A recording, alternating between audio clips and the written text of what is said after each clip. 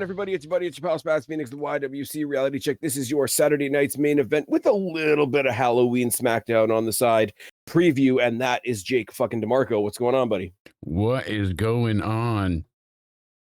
Too spooky. Oh, that's right, Cater Taker. We appreciate it. Right off the Cater bat. Taker, right off the bat. Nice. I'm not gonna lie. I know you have your. Actually, I should let you talk about it. You guys are having a Halloween party over on your channel on Friday for Halloween SmackDown. You and Cody and is there somebody I'm forgetting? It's just kind of him and I hanging out at this point. People are supposed to file in, so we'll see what happens. But I don't think I'm bopping around for that one, unfortunately. But guys, go check out Jake and Cody. They're killing it. I just put up the last. I'm dressing up as my YouTube channel. We're gonna be having a costume contest. It'll be fun. You're dressing up as your. I'm gonna wait and see what that means. I'm not even gonna ask. Mm-hmm. If you guys don't know how awesome Jake's live streams are, I uploaded the last one onto my channel as well because I happen to be in it. We said we were reviewing Halloween Havoc, but we touched on some other touchy subjects. Had a little bit of a debate. Everything. It was a massive stream that was excellent. Had a little bit of a debate with Cody about contract politics, so that was fun. Yeah, he's still on that. Shout out to Cody.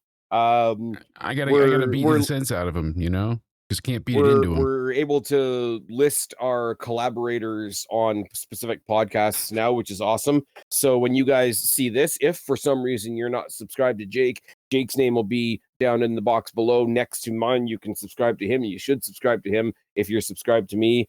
And we all rising tides and ships and we've got a great show about my secrets revealed. Who has Jake collaborated with? And my AI wife, ChatGPT herself, went ahead and turned me in. So you have to check out that short on the channel. And yeah, you and I have a lot of collaborative content, especially with so much coming up. We've got the spooky Halloween edition of SmackDown, and there's a lot brewing at this time. I know my one question, and see, I told you. You remember your one question now. My one question, and it'll thread into possibly some of yours as well. But really, what it comes down to is, do you, in the current landscape, with the way that Triple H is so motivated by reactions, most of his content seems to be now not a long-term story that we were getting, but a reaction or a moment, the Rollins fake injury, the Cena heel turn of the such. Do you think there's any credence to the online rumblings that CM Punk is turning heel this weekend, and they're trying to dissuade us from thinking that that's a possibility by making us think that Jay's turning heel or Jimmy, but that's why Jimmy and Jay made up at the end of Raw, because really it's Punk that's going heel, and we're just obfuscated by our blind love for the Punker. So has he been giving us hints and telling us all along that this is his plan and he's going heel to do so? All right. I have a big statement to make about that match when we get there. We got a long road to hoe before we get there because I think that's going to be the main event. So I'll save that for that. Right now, here's the problem. Everybody's turning on Jay right now, audience-wise. Everybody wants to pretend that the reaction on Twitter or the view count on YouTube, for some reason, is the only measure, the only bar of the success of Jey Uso, which is absolutely fucking ridiculous. Jey Uso is the one that should have ended the Bloodline saga. We could trudge that over for the 100th time, but I'm right. So I think if you, because I'm not going to argue here, you know how I feel. I do. Everybody. That's why I'm not. There's no point in going over it again. But the thing about that is yes, there's people that. How can I say this? No, I did not expect that this was going to be one of the things we were talking about. Exactly. I wanted to get into it for Saturday night's main event because I felt like this was a bit of a separate thing. Yes, it coincides with the story they're telling, but again, I think with the business where we're at right now, then we're losing Cena. So I was really curious what you make of this current rumor. I don't know, because the problem is you turn Punk heel and there's no chance that he ever satisfactorily finishes his unfinished business with Seth Rollins unless he comes back around again, which he's done, to be fair, but I don't think you want to give people whiplash like that. And I don't think you want him to have a clear and absolutely carved in stone face or heel dynamic, because I am thoroughly convinced by the time we get to WrestleMania next year that they're going to do the fuck you Tony Khan main event of CM Punk versus Cody Rhodes. And Yeah. I want to go into that match thinking who's going to fuck the other guy over. Yeah. Who's Because finally both of had these their guys, time.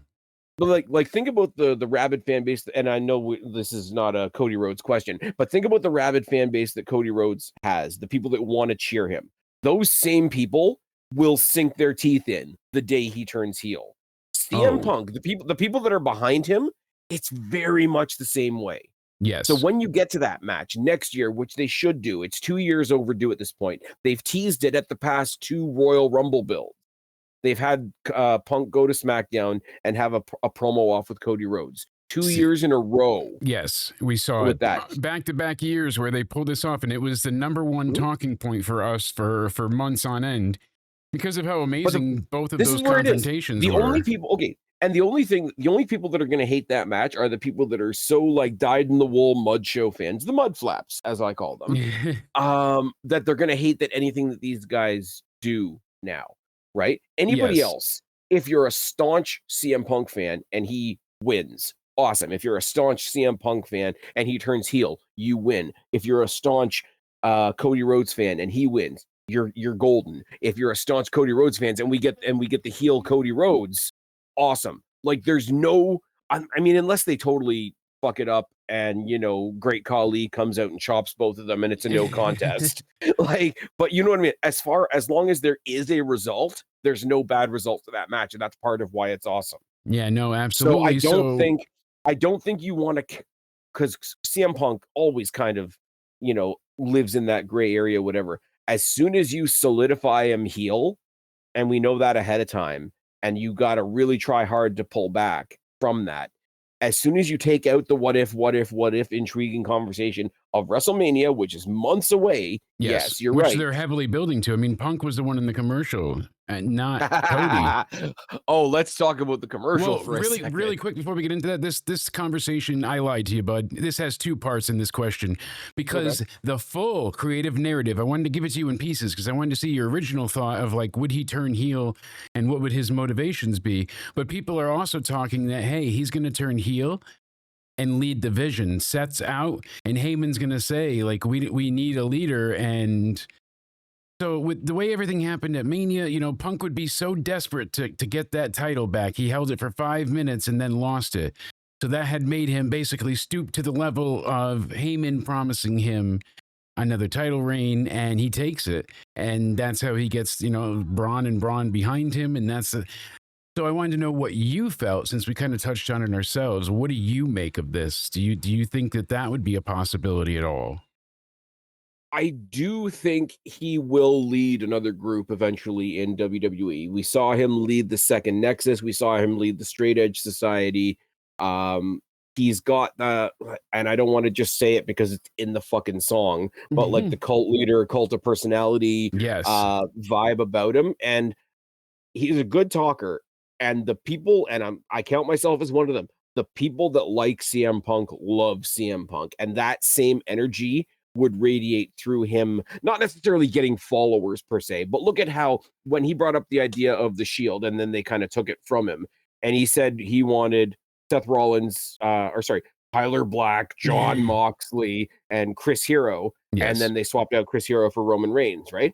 Roman Reigns is a Brock Lesnar, Bronson Reed type, kind of a jock, kind of what WWE would go with, et cetera, et cetera, et cetera. It went completely against what CM Punk was trying to put together, right? Yes. So I do opposite see direction. CM Punk at some point leading another group. I don't think it's Braun and Braun. Yeah, I don't see why they would need to be led by anybody anymore. Didn't they bet on themselves? That was the point of it. Like they're the future. So why would they do that? Well, I think it's eventually going to be that Braun is the future and he's using Reed as sort of backup. Yeah, but the other part of that too is you don't go wishy-washy. You don't go wishy-washy again and snake in another CM Punk Paul Heyman situation. I think betrayal. Yeah, I think you're stretching the whatever you want to call it, like the trail of the story. I think you're stretching that trail in more ways than it needs to. Yes, I see CM Punk leading another group eventually. No, it would not be these guys, in my view. I could be wrong. And if I'm wrong, then I'll kind of give it that like side eye of, okay, what the fuck does this look like? I wouldn't do that. Nope. I wouldn't. I think it's a bad idea. I think that it undermines everything that they just did with the turn of them against Seth. So basically, you sacrifice Seth for this, and yeah, I don't know. You want to put a group together behind CM Punk? Okay, call it a group of 5, and just off the top of my head, Punk, Sammy, KO, Gargano, Ciampa. I don't know who you throw in there. Ricky Saints and Ethan Page. No. No, I'm thinking of like you need a lady for the I get your point. I'm just being me. Maybe Roxanne Perez to feed into all those weirdos that so desperately want CM Punk to have a scandal where there's no scandal. But yeah, no, it would be something like that. And imagine, like, I know we don't look backwards like this, but imagine if CM Punk had led the Shield as he wanted it to be. Yeah, would we be where we are right now? Would we have John Moxley in a fish tank on a company that didn't exist at the time? Right. Oh, fuck, AEW sucks. Let's talk about SmackDown. What I wanted to say, what I was trying to say a second ago is you were talking about the shoes, and the WrestleMania thing and how it tied into SmackDown. I just love how pissed off people got about the commercial. Oh my God, there's not enough minorities in this commercial. Fuck off. People got more upset, I feel like, because they worked themselves into a shoot, I should say, because they kind of just went nuts with it. They were like, oh my God, this is this person. And I'm like, speculation is fun, but they're also filming PR and I love our friends over at the Wrestling for Life Network, as we usually say. KJ says this all the time. You can't piss your pants that they didn't do the idea that you booked in your head. Exactly. And people get bent out of shape over that all the time. And I mean, Cody's black, so it's fine. Anyways, American Cody hero. Raheem Rhodes. And I mean, I don't want to go down this road, but like Roman ain't super white. I'm just putting that out there. Hey, he's got the road himself. Just putting it out there. But no, on a plus side though, I do think it is, and I think WWE does this more than people realize, right? They'll throw it a nothing burger, right? But it's smart because they've got an idea and it's going to lead to nothing, right? Yep. But what they did was they dropped a Gabbo, pretty much. Like what's a Gabbo? What's the Gabbo going to be, right? Yes. And you watched everybody, but you watched everybody fantasy book, and they're, oh my God, what if it's Chris Jericho? And they got the reaction of that. Oh my God, what if it's so and so coming from NXT? Yeah. And they got the reaction of that. Oh my God, what if we're finally getting Obafemi or Tony D? And what people wanted it to be is going to give them ideas for where they need to put their attention later on down the road. Yes. So it's a nothing burger, but it's not a nothing burger. You get my point. That's what I was saying, because it literally was one of their best PR moves, in the sense of it created so much buzz, speculation, and wonder. People were going nuts, and all you did was show feet. People were analyzing gaits and steps and shoes. They're like, oh, it can't be Gunther. Gunther doesn't wear socks. Like, people were going nuts about this stuff. Like, it was ridiculous. Oh, you got all the weird level. All the weirdos. Quentin Tarantino has entered the chat. Yes, exactly. Like, this is what they really tried to establish with it. You do see what I'm saying, though, right? Oh, like, yes, whenever they say, oh, so and so is going to have a surprise partner in like 3 weeks, they get 3 weeks of what don't. And you might not like what WWE does, or they might not have done your idea. Don't translate that into WWE's not paying attention to social media. Yeah, or they're neglecting said star. They're they're not doing anything with LA Knight. He's on TV. He's wrestling. He's in front of the crowd. Stop right there, because we have a topic that I want to talk before we get into the main pay-per-view. I got 2 and we're gonna get there. I promise we are. Ooh, But I buddy. want to get into SmackDown first because I don't know if you're feeling like I'm feeling. Mariah Carey is already thawing for All I Want for Christmas all over every mall you can find, and we're gonna Yes. be sick. And we're gonna be sick of Christmas before Christmas gets here, right? Mm. I'm Enough having a Christmas sycophants already. I'm kind of having a mini version of that with Halloween, right? Because Yes. I'm a wrestling fan first and a Halloween guy second. All my Halloween happened last weekend. So I feel like Halloween's already happened. Gotcha. Now it's very cool that Halloween's happening on a Friday, so I'll decorate the house and we'll do the thing, right?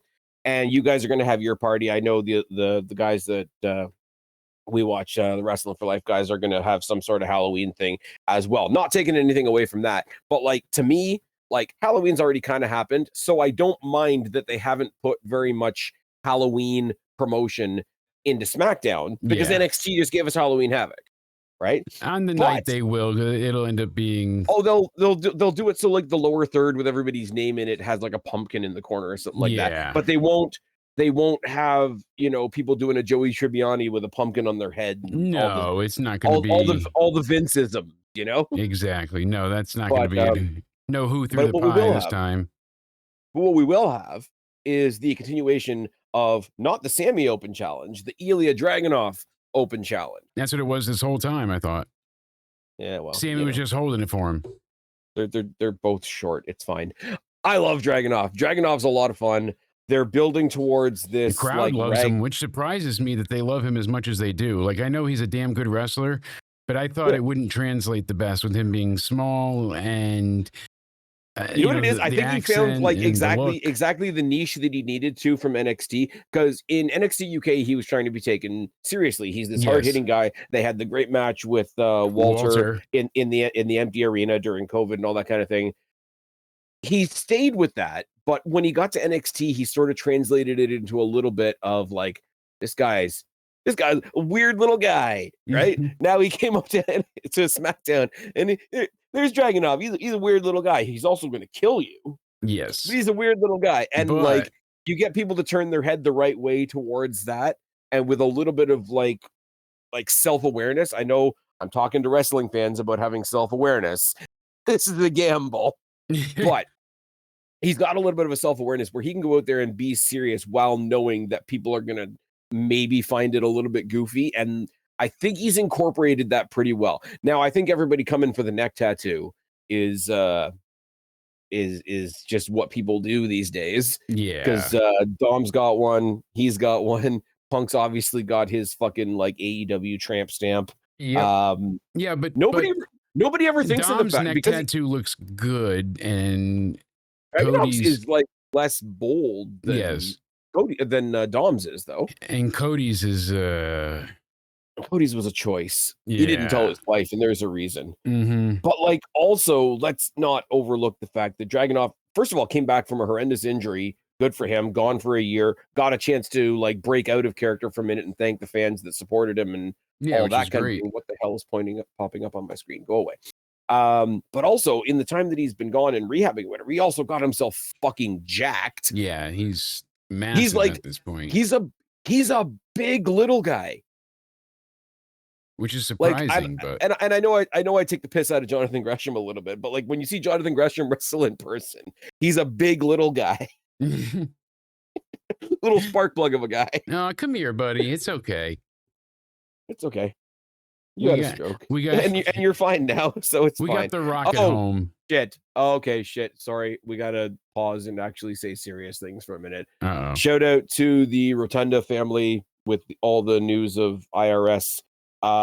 Maybe not being in hospice. He's not. Now, so but he's definitely not doing well. He had a heart attack. He was in a coma apparently from the heart attack, and now he's better, responding well, and doing much better. But it was touch and go, I guess, for a few days' time. He was having a hard go of it, obviously. So, all right.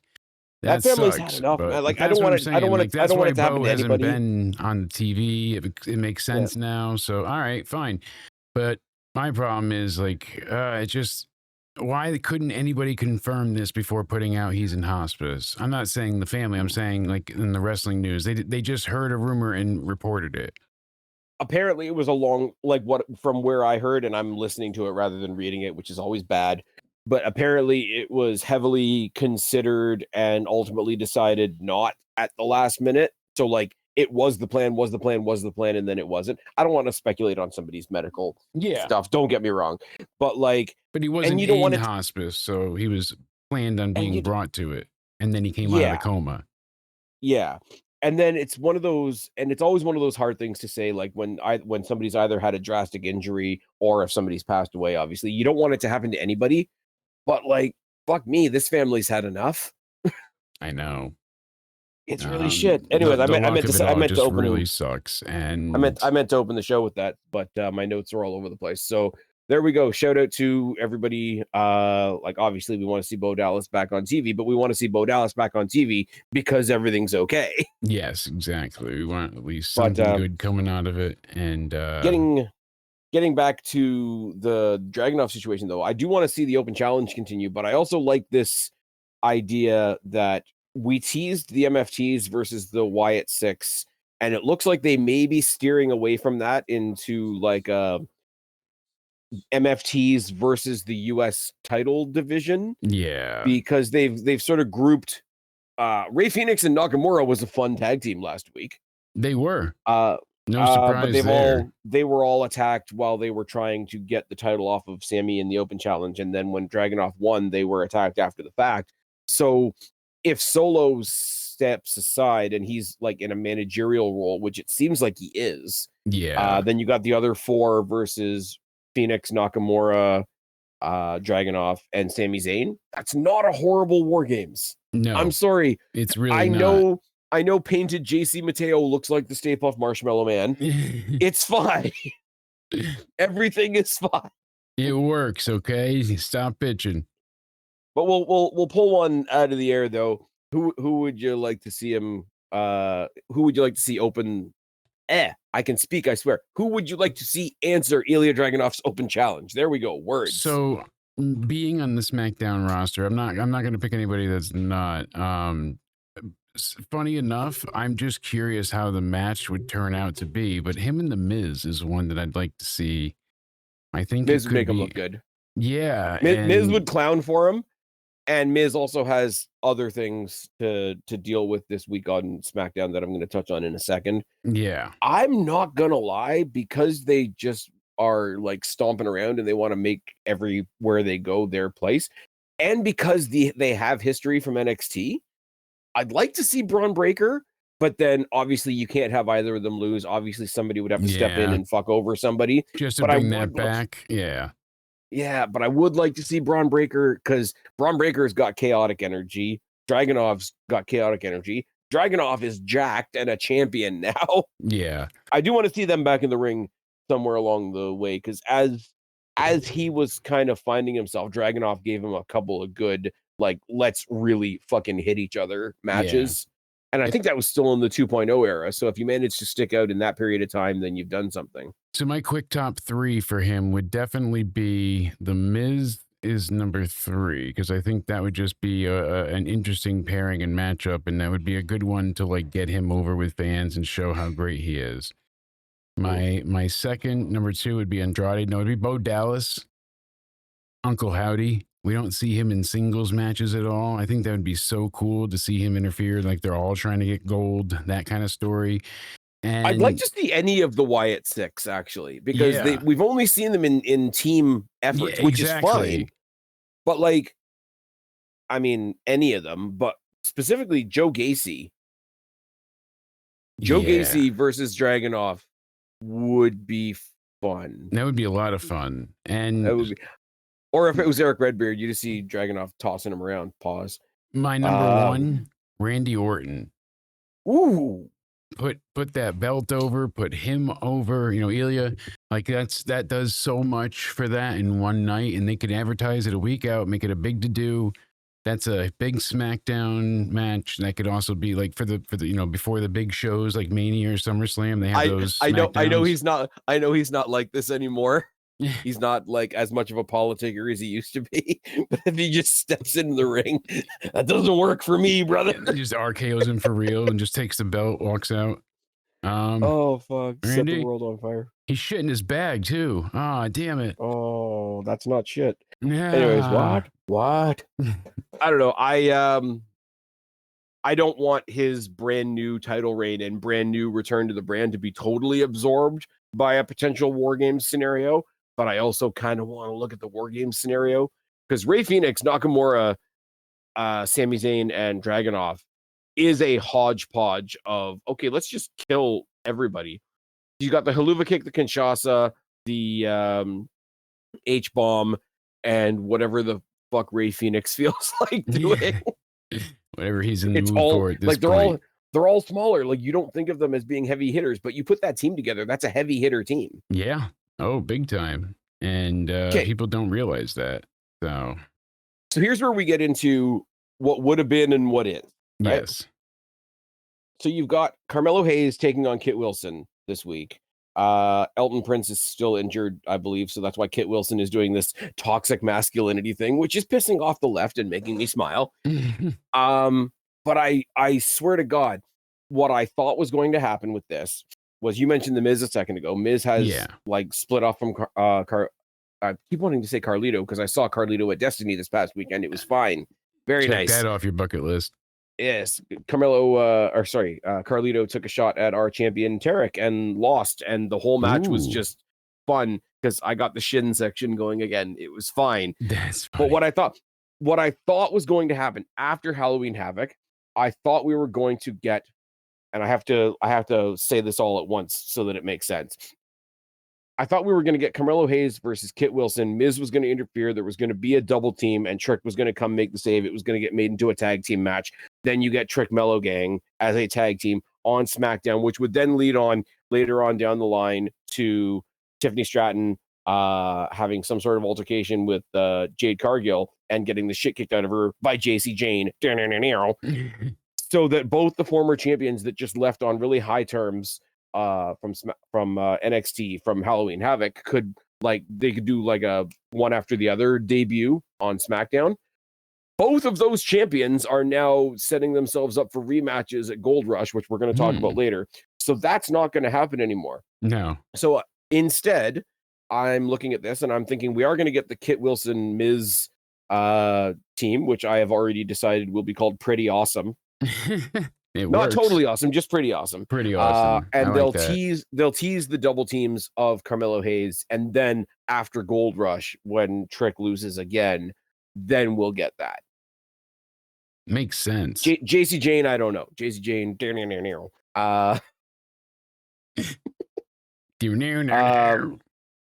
they had more women's title matches on NXT last night than AEW gives us women's matches. Yeah. I'm just saying. And it's funny too, because they put out a new commercial of them on The Office, and they're like, "Where the wrestlers work" is their tagline. But it is literally beat for beat the Super Bowl commercial from the WWF. Remember that one where like I do. The guy gets blown out of the window from Titan Towers. And here's the thing. Here's the thing though, right? And somebody else brought this up. This is not my my take entirely. Like where the wrestlers work, like they're using the kayfabe term work, right? Yeah. Yes. Like, you know, what kind of worker are they type thing.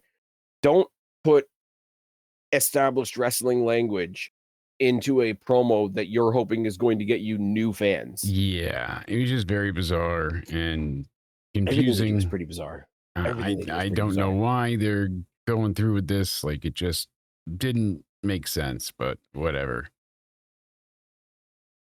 The last thing I want to say about SmackDown, and it's mostly from last week, and we got to touch on Cross and Scarlet. I mean, Aleister Black and Zelina Vega. We've got Cross and Scarlet at home. We do now. Have you seen the dialogue going on about this? Oh my God, they're totally ripping off Cross and Scarlet. It's a guy in black and his wife is hot. Yeah. Oh, because they're spooky and gothic. So she's being the one dancing around her gothic husband. But she's being Scarlet, right? can I introduce you to, and I know we don't have the WWE network anymore, but I'm sure you can find it online. Go online, look up WWE ECW, Kevin Thorne and Ariel. Yeah. Yeah, you're talking. And I hate this because it sounds like I'm dunking on Cross and Scarlett. I'm not. Cross and Scarlett are great. But Cross and Scarlett did not invent the cliche of really, really, really goth dude and his really, really, really hot wife. Kelly didn't invent burlesque striptease shows either, yet still she tried to get naked on every ECW episode. That's fine. We appreciate this message. Right. Comparing realities. I like them as a pairing. They work as a pairing. They didn't go and give Aleister Black a totally new entrance. They just incorporated her into what he's already doing, which is kind of perfect. Rising up from the ash. All that smoke. People like tossing all kinds of like hateful shit. Oh, I guess they had to make her a manager again because they know she can't wrestle. I mean, Zelina Vega can wrestle, and by the way, fuck off. Yeah, no kidding. But and I will stand with other people. I will stand with other people that have said this feud may have gone too long now. They're continuing the Black and Priest thing. I like it. I get if other people are done with it, right? Okay, yeah. Black and Priest. Now the new element is now Black has a female counterpart. So it's a 2-on-1 situation technically, right? Yes. I want this to turn into a mixed tag. Terror Twins. Yeah, Terror Twins. Priest calls Ripley, and you get the Terror Twins. Not even because the match will be like super fantastic. The visual when Priest and Black make the tag, the visual of Rhea Ripley versus Zelina Vega will be fantastic. And they've worked together before. Yes. And Ripley's worked with other, like Ripley worked like house shows with Casey Catanzaro for a while. And if you find it, like, it's really potato footage. Yeah, but like but it's the matches are really good. Like crazy how that worked out. Rhea Ripley wrestles as really good as the bigger person in the match because she's got a lot of experience being the bigger person in the match, unless you want to put her in the ring with Raquel or Zarya. And then she's ready to go. Yeah, exactly. But no, I think that's going to happen at some point. I don't think it'll make it to pay-per-view or anything like that, but we're going to get Rhea Ripley shows up on SmackDown for a night. And it's fine. Oh, it's coming. Okay, so now kind of branching off of that, I wanted to touch on a funny thing, a really awesome thing, and then a sort of a constructive question for you. Yes. So WWE is not perfect by any stretch of the imagination. We know this. We are not like Mud Show fans. We will say when things are bad, right? Yes. Not everybody in WWE is used to their fullest potential all the time. True. If I were to say to you, oh my God, I can't believe they're not getting more out of fill in the blank. Yeah. What kind of names would you throw in there? I mean, LA Knight is one that I still feel like he's out there. He's having great matches, but I feel like he needs more. He's certainly one, but there's people that I have to look at the roster because having it not in front of me, I'm terrible coming up with offhand. But like you're kind of making my point. LA Knight's a great example, right? The two names, and they're kind of in two different contexts, so I have to be fair because one's WWE and one's NXT, right? Yes. But the two names that I have heard over and over and over again this week, and I want you to laugh heartily with me, right? Like I say, WWE and NXT. Man, when are they going to do something with Aleister Black and Javon Evans?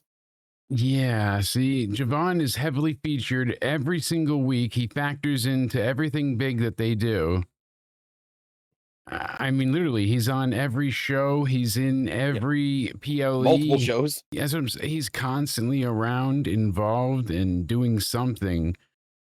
He's going to team up with Leon Slater. Yes. It's going to be awesome. They sent him to TNA to participate in, let's be real, what is their WrestleMania. He's fought like the last 4 NXT champions. He's going to be a tag team champion with somebody from TNA, which will be history making. Yeah. And then when they do it together is great. They make a hell of a tag team. Oh, it's going to be WWE. Okay, I know people say this all the time. WWE is going to steal Javon Evans at some point, or Leon Slater at some point. Yes, it's going to happen. I like the fact that they actually if they're going looked. to take Mustafa Ali back. Somebody, I heard a rumbling about that, and I was like, I know we touched on this on the Halloween Havoc review, but just the fact that Javon and Leon came out on Saturday looking like a tag team, it matters. But anyways, and like I say, he's been used heavily in this whole like business exchange, whatever the case may be. They crossed them over with the guys from AAA. The match was what it was. I kind of want to see Javon and Leon take on Pagano and Psycho Clown. So there's more crossover there. But like, I get that he's not the world champion right now. Yeah. But like, how do you say they're not using this kid? How do you listen? Okay, because not everybody, like sometimes the NXT crowd is kind of like, I'm just here for whatever. Like there is a little bit of that with the NXT crowd. Yeah. Other than Trick, who gets a response like Javon Evans? I mean, he's one of the biggest right now, and for a great reason. And that's why I get so upset when he doesn't win certain matches or the way they handle things, because I get he shouldn't have beat Leon yet. I hated the way the match ended because we got robbed of a conclusion. And I know that was intentional. I kind of wanted to, again, having nothing to do with the guys involved. We had already brought over the TNA championship. It was a different, when we discussed it at the time as well, it's a different kind of representation if NXT gets the X Division championship, because that's like the TNA like specific title. So there would have been a cool story to tell there. And I think they're going to run it back eventually. And when they run it back, I think they're saving that for a TNA pay-per-view. I think it's going to be more of a friendly rivalry when they're on Impact, and then a team when they're on NXT. And I think they can pull that off, because both of them just have that like very, very chill, just happy to be there vibe. Now, the other one that I find hilarious is Aleister Black. The big comparison is like, well, look how well Brody King is doing. I guess his former leader made a mistake. And it's just like, okay. Brody King is a really impressive dude. He's a tag team champion with the Lucha Hamburglar. It's fine. Aleister Black is back in the WWE, back in the A company, performing in full buildings with his wife, and his main feud is with a former world champion. Make it make sense. Well, even my answer with LA Knight sucks, because he's always in the mix. But LA Knight, I will say, for the people that are pulling for LA Knight, LA Knight's been painfully in the mix. Yes, to the point where he never gets the prom date. You know, he always misses the prom queen. Aleister Black is one step behind from that. He's not in a world title picture, and even I'm not going to say that. No, but he's in a feud with Damian Priest, right? And whatever you think of Damian Priest, I know he's not everybody's cup of tea. On paper, his feud is with a former WrestleMania winning world champion. Yeah. So now here's my thought. You know, so I would say he's in a better spot than LA Knight, because LA Knight just never wins. And when he does win, it doesn't matter. We got the click remote, and we're on next week's SmackDown already. We're next Friday, and if they told us like, Survivor Series, it's going to be Aleister Black versus Cody Rhodes, that doesn't feel out of place. LA Knight versus Cody Rhodes, that doesn't that works too. Like Cody. Yeah. Here's the thing. If you told me LA Knight versus Cody, I'd be like, cool. So Cody gets a win, and it'll be a fun match. Yes. Aleister Black, I would want to bite on a near fall. I would ponder, you know what I mean? As well. Yes, the possibility. I wonder if Drew is taking the title this weekend because of how they politicked for Drew to take the belt. You know, we'll get into it, but we will get there. But I just thought, of all people, and I know it's the internet, and I shouldn't do it, but I'm also me. I'm not the good guy. I'm the bad guy that'll be an asshole to anybody that's being an asshole to you, because you can stay a nice guy. Shout out to Conman and his family and all the horrendous stuff that they're dealing with right now. I don't know him personally, but thoughts and prayers from our pod, absolutely, to yours, and hopefully you get them. But yeah, I was saying it on Twitter earlier. Like, everybody else can go out there and be a nice guy. If somebody's being a dick to you, call me. I'll be an asshole to them because everybody already thinks I'm an asshole. It's fine. 1-800 dial an asshole. He'll be right there. Pause. Milo approves. Pause. Now, in the opposite direction, let's talk about somebody who's being used exceptionally well, and people just think that she's not because she's fucking amazing. The news that we just got today, or just got confirmed today, I guess, because apparently it was done back in like June or something. Chelsea Green has set her flag in WWE till December 2030. Yes. That's fucking awesome. Now, you know what's even more peculiar? No, awesome, honestly, is the fact of how you see the rewards for resigning, obviously, because they're not going to go ahead and invest so much time into somebody that's leaving. I get that. But Right. there's also like a diminished return at points too. Like, so you have them for 3 years, and in the middle of like 18 months, now you're worried about them not resigning, so you're not going to do anything with them for the next half of their contract. Like that does happen at times. It happened to a few people where they kind of get iced out, and then you forget about them, and Mustafa was one of them. So, point being, I'm glad to see that she's already being rewarded, because the moment it was official that her contract was good to go and she's there for the long haul. Did you happen to see what happened on SmackDown? Not only is she with last week, and then everything that happened with Raw again, and they're featuring her both shows. She's all kind of all over the place, but she's got her sights set on the women's title, so she's going to be going for the women's title. Oh yeah. But I think it's almost better to hear because I wouldn't be worried about like somebody like Jade Cargill, who they're featuring prominently. They're featuring her in the world title picture right now. You've got somebody like Chelsea Green, who, in her own words, said, I don't need to be on the top of the show. Let me go out there and be a Miz for the ladies division. And Miz doesn't get the credit he deserves for the role that he plays. And I don't really think she does either, but it's good to see at least WWE does, because you need those people that aren't just stepping on heads to get to the main event and are willing to do the funny stuff and are willing to, be chucked in a bin by Mia Yim and are willing to do the whole like patriotic gimmick thing. Into the trash you go. Did I mishear them on NXT? Are Chelsea Green and Ethan Page going for the AAA mixed tag titles? That's what they alluded to. Somebody said if we're going to be mixed tag champs, so that's incredibly awesome. Love the pairing of these two. You know what I want to see as well, because they teased it. And speaking of people coming out of bins, Thea Hale said his name and he appeared. Give me Chelsea Green and Ethan Page versus Thea Hale and Joe Hendry. That would be... Oh, and bring back the New Age Outlaw special, the dumpster match. So since he's not factored into anything this weekend, obviously with Saturday Night Main Event, we're not really reviewing NXT now. This is one of my problems that I was worried about. I was very worried initially because I told you how behind Joe Hendry I've been. I've watched him for ages now. It's damn near a decade. Every time he would come out, like Juggalo Championship, whatever, he had a new parody written. He had a new entrance, new themes. Like, he is so incredibly talented in that regard, and he's got a mind for the business, and he's really good at selling. And he's not being used on NXT. They made him, so when he debuted with the NXT stuff, because he was already popular in TNA, obviously, and elsewhere, but the fans gravitated towards it, and I was like, oh, he's so meme worthy. I just don't want them to turn him into a meme.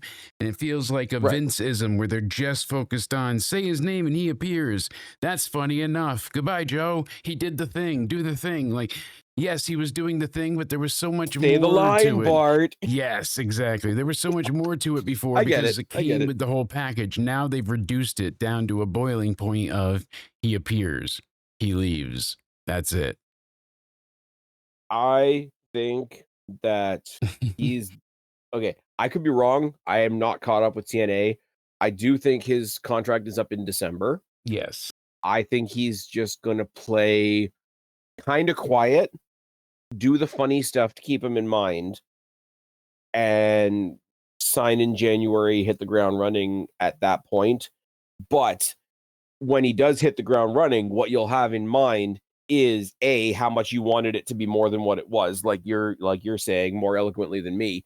But also what you did get from him in the meantime was a whole lot of fun, a whole lot of laughs, him interacting with a bunch of endearing characters like Thea Hale, like Ren Sinclair, like, you know, Ren Sinclair trying to cheer up grumpy Charlie Dempsey. Yeah. Like, you don't have very many memories of him. You've got a chance to miss him, kind of, but the few little bits of strings of memories that you have of him are just these nice, cool, endearing, super babyface moments. So that the crowd's behind him like 10 miles into the journey before he's taken his first step. Maybe I'm giving them too much credit, but does that make any sense? No, it makes total sense. Absolutely. And I can see that being the truth. Like you said, he just takes the time now to click down the clock. That's basically what it is. Tick tock. I don't know if he's got like one last big Final Resolution is coming up shortly. I think we said it's the same weekend as Deadline. Yeah. For all we know, he has his last match at Final Resolution and pops up at Deadline as a surprise person in the what do you call it? Yeah. The Iron Survivor. I always call it the Deadline match. The Deadline match. The Iron Survivor is, as a concept, like, wrestling has a habit of coming up with some pretty goofy concepts and kind of forcing them down the way. The Iron Survivor's not battle royal. Yeah. Don't be mean just because it's accurate. But no, like, the Iron Survivor is a decent concept. Yeah. There's only 2 matches that involve cages in WWE. And I like the fact that the Iron Survivor has a little bit of King of the Mountain in it without being quite as much of a stretch as King of the Mountain was. Yeah. / is sometimes. I think the first pay-per-view they did, I think it was Hard to Kill. After they went back to finally being TNA again, the first thing they did was like, we haven't done a King of the Mountain match in a while. And I'm like, oh no. The match is great. The match is great, but the visual of somebody going up with the belt to try and hang it up is just awkward. Yeah, as it falls. The whole like pin somebody so that you can be eligible to do it is a nice idea. The whole idea of once you're pinned, you're not eliminated, you're just in the penalty box for a minute. I think that's kind of ingenuitive. It's just simply the fact of like going up the ladder with the belt. Yeah, that WWE part had of something like that before too, where it's like every champion, every time you get a pinfall, you get the title, and then whoever has it at the end wins it. They did it with the hardcore title. They did it with, I know Orton. The hardcore title, yeah, but what was that? What was that? The beat the clock? Yeah, kind of idea. It was a Breaking Point match. I think because so. they did a whole pay-per-view with them, and it was basically like you had 20 minutes, and whoever had the belt, it was musical chairs for wrestling. Yeah. I mean, it's one of those things like, let's try it, but it doesn't have to be. Like, if you did King of the Mountain and it was a ladder match, like with the belt up, like we know a ladder match to be, you still have to pin somebody before you're eligible to go and try and get the belt, and you still bring in the penalty box element. I think King of the Mountain works. It's literally it's literally hanging the belt. That's visual of, oh, I have to stop and talk to the referee and get the belt. Like, that's what makes it not work. The rest of it works. Yeah. They just got to take out the TNA-ness in it, and they were good. Even like I'm reticent to give AEW credit for anything, but even the casino ladder match isn't terrible. No, for all the shit that I talk about AEW, like there are various different casino style matches. I do tend to enjoy it, but then of course the AEW fans will tell me, no, you're enjoying it wrong. You're enjoying the wrong part. That's not going to sell. That's not going to sell anybody on anything. What are we doing? You're not allowed to like Chris Jericho. Why? Because he might go to WWE one day, but he's here right now doing this. Yeah, but we don't like him already. Quoting Nick from Wrestling for Life. Everybody out there like gangbanging on Pre-Mad. Anyways, now that I've stolen every single gimmick they have because I'm a terrible fucking person, on to Saturday night's before we get on to Saturday night's main event, it is more about this show. Yes. I know this doesn't apply to you in the States because you're watching it on Peacock. But we saw it, though, the one SmackDown that didn't have anywhere like any network to broadcast on. They broadcast it on WWE's YouTube channel. Yes, that's right. And then they did the same thing with Triple Mania. And then they did the same thing with Worlds Collide. And now, if you are not in the States, they're broadcasting Saturday night's main event on YouTube. Sweet. Really, really, really cool to see WWE embracing YouTube. Yeah, that as social not platform. not its primary thing, but like, hey, An if we alternative. can't, like, if you're not in the States, or if you're not somewhere, like, I know there's other places that have other like weird separate streaming things.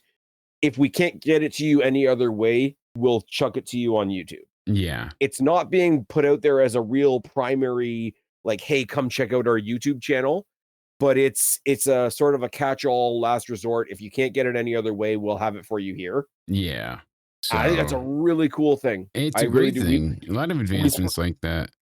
We said it with the AAA stuff because they really went and doubled down on it with the AAA stuff, because that was the only place you could watch it unless you were in Mexico. Yeah. But I just think it's really cool to see, oh, well, how shitty is their show if you have to put it on thing. Well, if you're in the right country, it's not a regular weekly show, but it's a television show. It's not a pay-per-view. Exactly.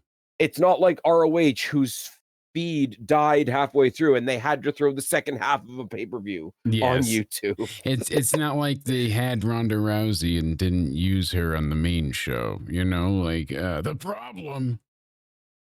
Oh my God. How do you have Athena and Ronda Rousey and stick them in ROH? I know Ronda Rousey's a controversial person. I don't 100% like Ronda Rousey. I think she's been a bitch in some cases. Yeah. She's still a fucking star. Yes. And Ember Moon, Athena, whatever you want to call her. Jesus God. Nobody would watch ROH if it wasn't for Athena. Oh yeah, the diving stunner. Like, she's their hood ornament. It's so good. That's what they call it now. But, her diving stunner. Oh, I know. It doesn't mean it's not ridiculous. Oh, I know it is. But no, but just like, how do you have, I know you send it to me, but how do you have, never mind, what's her name? The minion, Billy Starks? Yeah, and then Marina Shafir. I mean, Marina Shafir is just Moxley with tits, but like, she did her job. Barefoot. She made up the numbers. Barefoot in the kitchen. I'm telling you. All kinds of foot talk. Yeah. Like I said, I don't want to say the same joke twice, but Tarantino's like booking wrestling now. It's fine. We should get into the actual show. Should we? Triple threat Intercontinental Championship. There's only 4 matches unless they add one on SmackDown. I think they're going to add one on SmackDown, but I also heard word that they might not, and they might keep it to 4 because of the 2-hour structure and how they went so overtime last time. They said that they every match gets half an hour. I'm fine with that. What it ends up being is, it ends up being like 18 minutes altogether, plus then entrances and all that. So it goes by fast. They have a bunch of packages to play, and I mean, a match doesn't have to be long to be good, but like, if we've got the breathing room to do it, I really want to know how they're going to time out the next one with Cena's farewell and all that kind of thing. But that'll be a conversation for that week. I guess that's unlimited because it's only on Peacock, not on NBC. Oh, fair, yeah. Oh, so is it not on NBC proper anywhere? I don't believe so. I think it's just Peacock. Okay, so we can look. So we can look at it as a streaming show then. Yes, it's going long. Okay, all right. But the one for Cena is definitely. I don't know about this upcoming one. If it's, I don't know how they haven't moved that to a bigger building. To be honest with you, I was shocked because it sold out quick, and of course it did. The MSG in New York's show sold out super quick for his final Raw, and Cena will stick to his word too. He's a man of his word, and his word means everything. Man of his laurels. He's because the last 3 dates are that Madison Square Garden Raw, Survivor Series, and his Saturday night's main event. Yeah, and we have one more Raw before then, so we have 4 dates left. Totally separately, but it kind of ties into this match. I'm going to say it. Dominic's retaining here. Penta and Rusev are going to cancel each other out. I'd like Penta to get the title, and I think he will eventually. But the way they worked into this, it was not great. I'm sorry, it really wasn't. It's cookie cutter. I called it the other day before it ever happened. I said, once they have this match, there's going to be no winner. There's going to be interference. And Judgment Day are mad. They lost the title. So we're going to get El Grande Americanos coming out to wreck the day. And you know me, I'm more optimistic on things at times, or at least I try to be with the wrestling. But the El Grande stuff has run its course for me. It is not humorous anymore. They jumped the shark. Like it started off as super ridiculous to begin with, and I was okay with that. But it's just gotten to the point where it's like I think it's gotten pointless. hilarious because Ludwig Kaiser's version of Americano is actually over, whereas Gable was getting booed. Yeah, Like, but that was also the intention of it. It was supposed to be a character that got booed. It wasn't supposed to be revered and enjoyed. Yeah, but you notice how, like, I don't think they're like, they gave him a different entrance. They're not announcing him from the Gulf of America anymore or anything like that. And now he's got his minions, like the Los Americanos are Rayo gonna get and Bravo. are gonna get a tag title shot, and it's gonna be hilarious. Like, it's knowingly stupid, and the farther we go down the line, for me, it feels tedious. We already have Ludwig Kaiser. Let's keep him going. He can, like, this is one of those things where, like, it should have been, in my eyes, a 2-week, like, hey, Ludwig kept up the deal, but we know it's you kind of thing. But instead, everyone knows it's him, but no one acts on it. So it's just very silly to. And I don't mind silliness, but it's like illogical silly that drives me batshit. But the crazy thing about it, and like you can take this back to when it was Gable. Like, it's not. I'm not reinventing the wheel here. No. But like, you can say, and I'm not saying you. I'm saying like the general you out there people can say, yeah, exactly. You people. I'm going to pull a Don Cherry and not lose my job. Where was I going with that? But whether it's Kaiser, whether it's the other two, and who, oh my God, who could they be? Or whether it was Gable, like, oh yeah, it's really silly. It's really ridiculous. It's really, oh my God, this has gone too far. I can't take this seriously at all. And then the bell rings and the match is fucking phenomenal. Yeah. So it's a little bit of silly, which I'm fine with. It's knowingly ridiculous. It's not anybody going out there and saying, I'm going to do this and it's going to be the coolest thing ever. And then it's just lame. It's like, nah, let's revel in some. And you know, as far as the other side, they're like, oh, come on here and check out the real graps. And except there's a fish tank. So there's that. I'm all for stuff I'm all for stuff that knows it's silly. Moxley used to rip the fins off a beta fish, so that's his. Hey, leave Finn alone. He's got enough problems with JD. JD stepping up to Sheamus on Raw. Shout out to that as well. That was great. Great match. I don't care about the interference there because JD really had a chance to win anyways. So them cheating was only like the exclamation point. He might have still had it, and that's what I love about that. It wasn't the Battle of Ireland. Yeah, but it wasn't necessarily going in Sheamus's favor. Like, he could have won there, but he may not have. Like, it was still contended upon. So I'd like to see them run it back, honestly, because they had really good matches in NXT. I wouldn't mind if JD answered the open challenge with Dragunov from New York. Oh, they're gonna beat him up before he gets out of his Mustang. They'll just hit each other. It'll be fine. I'm going with Dom. Mostly because I want the rumors about John Cena, Dominic Mysterio at Survivor Series to be true. I do as well. I think that'd be a great match. And two, you want to talk about something that'll be ridiculously, like, a little bit more on the fun side than a 5-star classic. John Cena, Dominic Mysterio, the way that people are loving Cena right now, the way that people love Dominic Mysterio right now, they're gonna have fun with that. Oh, I know. And I cannot wait to see what we get from it. Tiffany Stratton versus brand new heel turn, like, photo negative of Rhea Ripley, Jade Cargill. Yes, and in the most non-offensive way possible, photo negative. Yeah. No, really, that's for sure. Because she is just the exact opposite of everything with Tiffany. It was telegraphed and very well expected, but it was well done, and it made sense for her character. She's one that I've always viewed as a heel. She's better as a heel. She was much more impressive and laid out better as a heel in AEW. Anytime they tried to have her in the face, it felt awkward. Here's the thing as well, right? And it's not 100% because you can definitely, like, just go around and be a nice person in real life. But, like, part of being a heel is having an ego, right? Yes.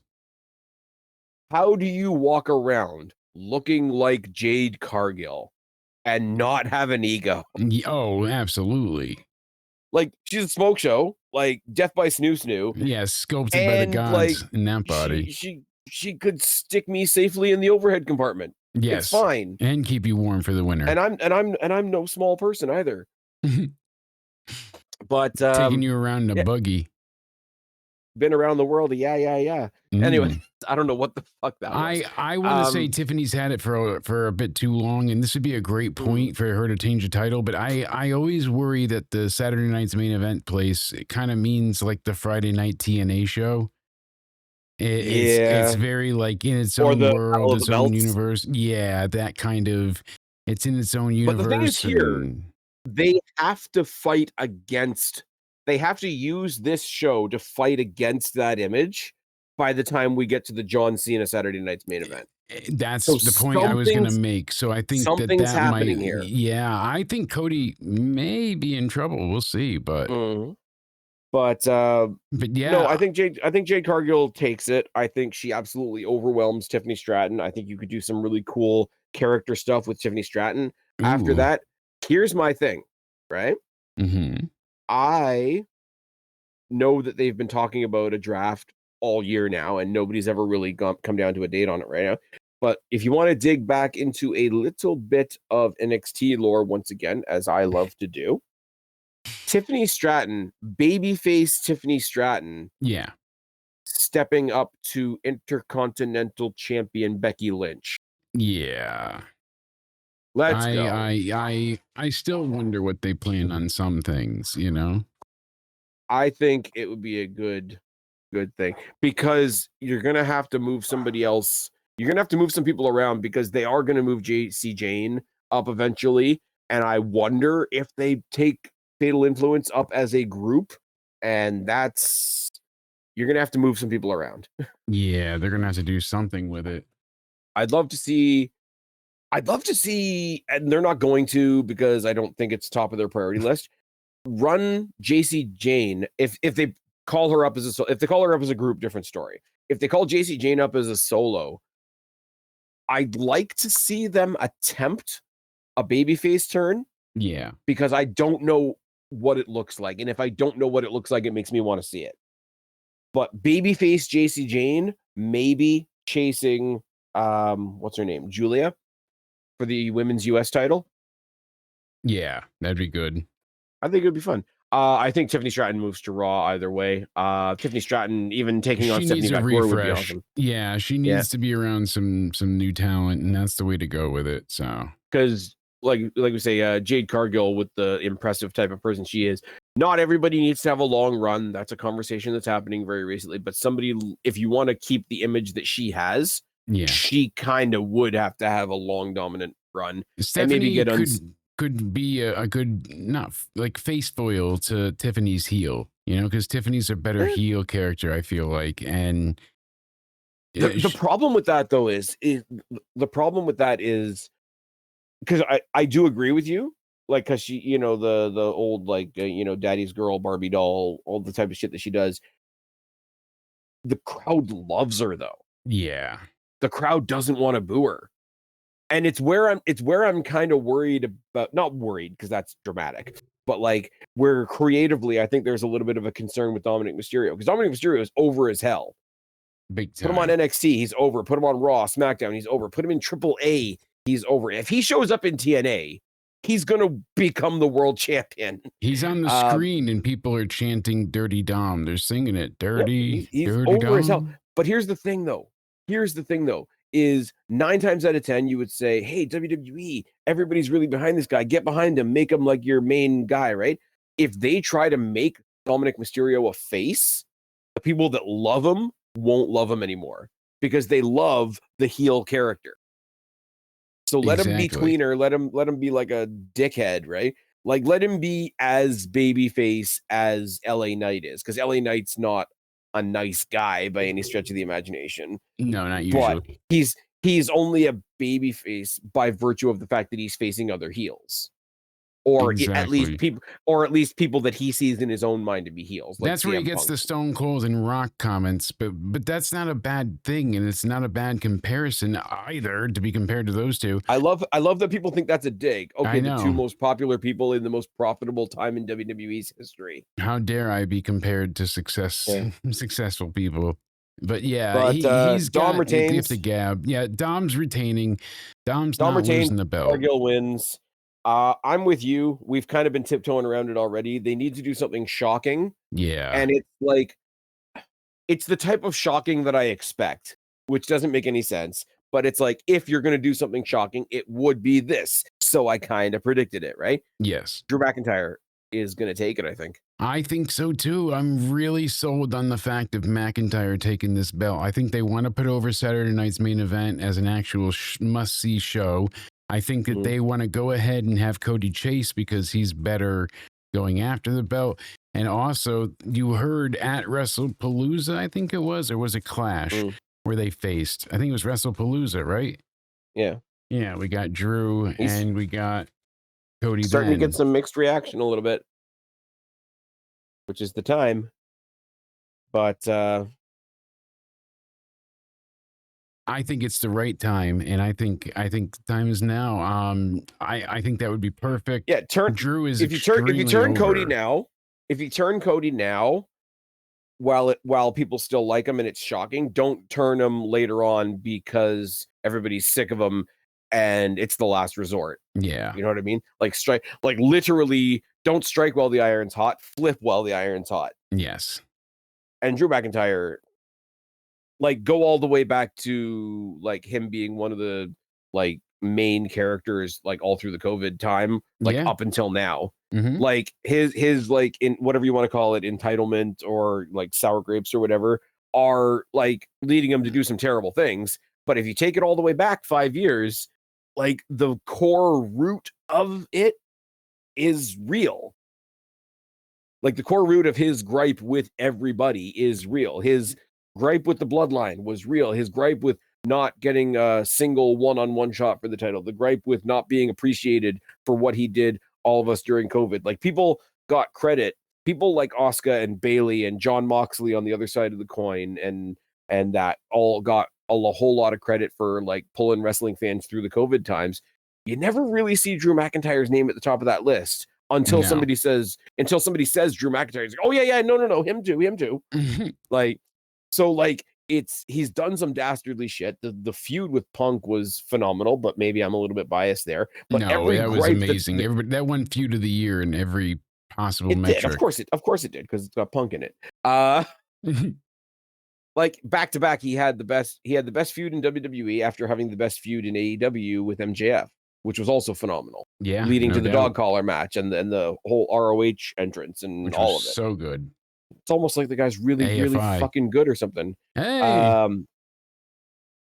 But yeah, no, I think Drew McIntyre, like, he's the bad guy, and you're supposed to be like, oh my god, the dastardly heel got it. But there's a little window for people that have actually been paying attention to Drew McIntyre and see the story that he's been telling to be like, fuck yeah, he got the belt. When you're young, you like the faces, you like the heroes because they're cool, and you think like, oh, you know, they're stand up and you know they're presented in such a way. But when you're older, you like the bad guys. When you get older, you realize those people are actually obnoxious as fuck. Exactly. You become a bit more aware. But why do you like the bad guys? Because there's a bit of believability or relatability, I should say. And once you're able to connect on that level, like you said, Drew does a lot of heinous shit, but you get why. And you can relate to it. You've been fucked over at work and underappreciated. You've been, you know, all so on and so forth. I don't need to do the whole diatribe, but you get the point. He's very good at getting people to resonate with him in such a personal way that even as a total shocking asshole, you still can't help but be like, yeah, you deserve it. You, in a good way, like you need to have this happen. You've earned it. It's Jigsaw. And people are going to hate that comparison, but like Jigsaw did some of the most horrendous shit imaginable as far as movie horror goes. But like, you're not with them, obviously, but like they put those movies together in such a way that like, I don't condone it, but I kind of get it. I kind of get where he's coming from. I kind of get how he got to that conclusion, even though I wouldn't have. Like, Drew McIntyre is the Jigsaw of WWE. Yes. There's a comparison I didn't think I was going to make today. But yeah, I'm going to go he's out got on his the hands in everything. He is a bit of a true architect, and he manages to get in people's ears and cause problems and spring up fights. It's what Cross wishes he could have been, I feel like. Oh no. I don't mean it Well, let's be real, disparagingly. I'm saying in like I think that's what Cross wanted, to be that kind of heel on that level, and he didn't get the chance. But I think that's what he was going for. I don't mean I think it he in a definitely negative. could have. He did, like you say, he just wasn't given the platform to do so. Yeah, sadly, I feel like we're both going out on a limb, but not a unexpected limb. It's an educated So, guess because of how it's been set. Double talk. Yeah, educated guess and how it's been set for the past few months, with hearing there's so many reports of Drew earning it backstage and being a really positive force in the locker room and doing a lot to help others, and just all these great like positives about him and his work ethic and how he interacts with fans. Like, he acts like a scripted asshole, but really he's very sweet and kind. And he was interacting with somebody that got told like they're terminal and dealing with brain cancer and stuff, and like no one tagged him, you know. And I don't know why I didn't remember this until today, until just now rather. We've talked about Karrion Kross a bunch in this pod already, but shout out to Karrion Kross and his family, and him announcing that his mom has finished her chemo. Yeah, and she's some kind of cancer. Yeah, he got a picture with her. They're like ringing the bell. I know that's a thing. Yeah, you hit the gong on the way out. Yeah.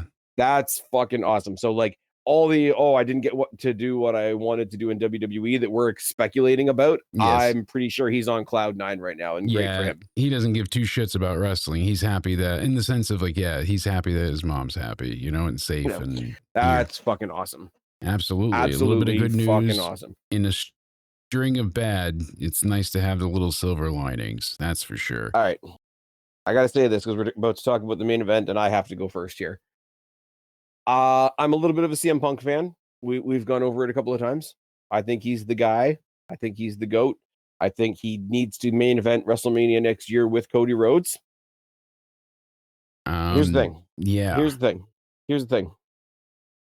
The worst thing WWE could do this weekend is give CM Punk the title. You think so? I do. Why? Because that's the question. CM Punk reaching the apex of WWE, finishing his comeback, rounding out the story, however you want to say it, becoming a world champion, should not be at the end of a story that was thrown together because Rollins had to be taken out. It should not be for a vacant title. It should not be for against a random opponent. No offense to Jey Uso. Yeah. And it shouldn't happen at a Saturday night's main event. We talked about a minute ago about like refurbishing people's opinion of the Saturday night's main event brand and not treating it like Battle of the Belts or a Friday TNA show. This is not where you do it. This is not what you throw at that. You need to tell, like, I know as a CM Punk fan what CM Punk becoming a world champion means to me. Yeah.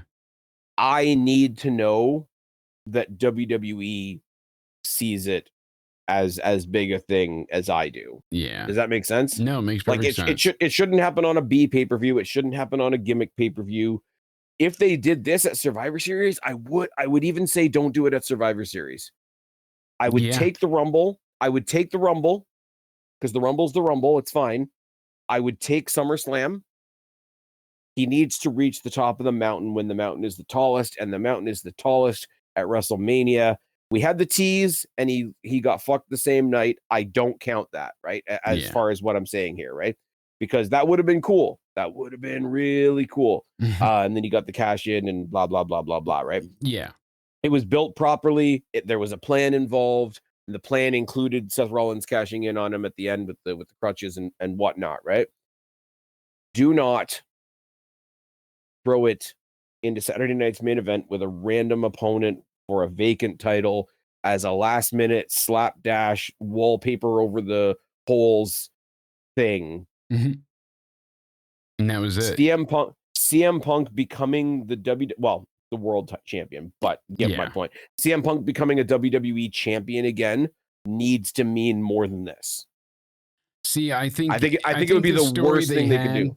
I don't disagree with you now. You made some very, very valid arguments. The problem is they care about moments, and I don't see Jay getting the title. You need a winner. What are they going to have? Braun Breaker and Bronson come in, break it up, and then we get no decision?